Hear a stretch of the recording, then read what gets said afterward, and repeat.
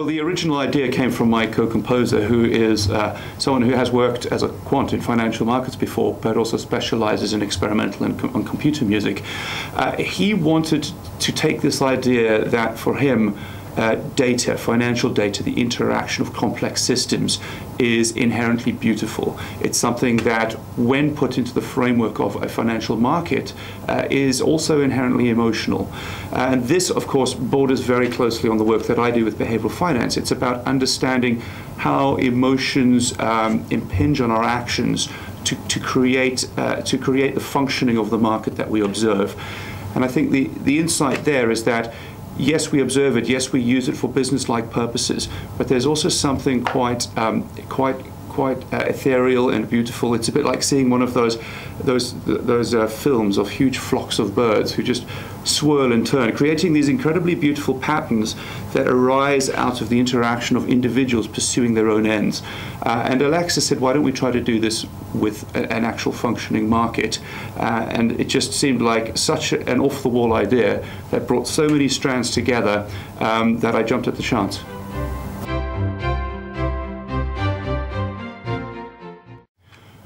Open Outcry is a sound artwork that actually recreates a functioning market. The real interesting thing about here is that, yes, we've got singers, but those singers are not performing in order to achieve some musical end. They are actually trading in a functioning market, and that market, they get to take home what they win or lose as a result of that trading. So these are people who are actually expressing financial incentives, and the music actually comes out of the combination of that in the market. So it's less a group of singers performing music, it's more like the market itself is performing the music using the singers as instruments.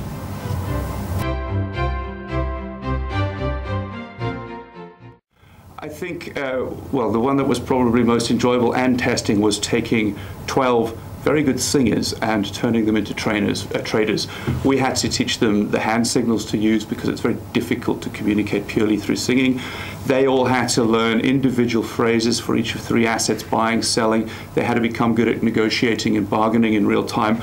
And that, I think, was great fun, but also extremely tricky.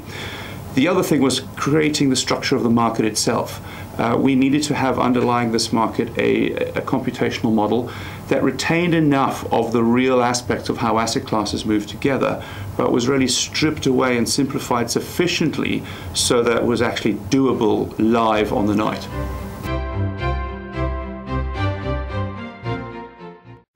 That's a very difficult question to ask because, of course, this is it's musical, yes, but it's as much conceptual art as anything else.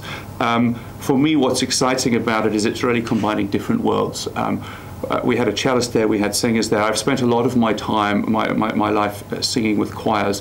So it's the choral music element of it that's really exciting, but also it's the experimental side of it, the fact that you're actually doing something extremely different, something that is reflective not of a traditional narrative of a story, but something that's reflective of a concept, and a concept that's inherently beautiful of itself.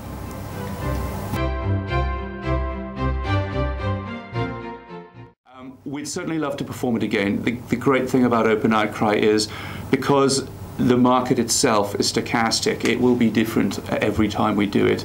The singers also have a feedback loop where they influence the market itself. So if the singers are trading enthusiastically and buying a lot, it will have a feedback loop to drive the market up. Every single performance would be different, and I'd love to do that again.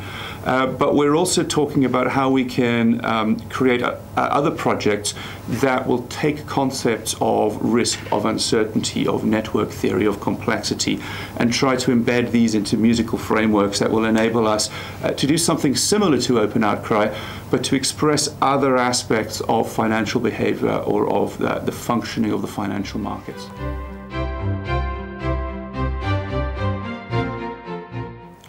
Well, I've spoken at FundForum a few times now and always thoroughly enjoyed it. This one is going to be the more light-hearted side of the talks I've done, so less pontificating about portfolio theory or about behavioral finance, and trying to give a sense that actually a lot of the things that we work on in finance or as fund managers or anyone really looking at these sort of models, that there is a playful side to it and that there is a creative side to it as well that can be extremely rewarding.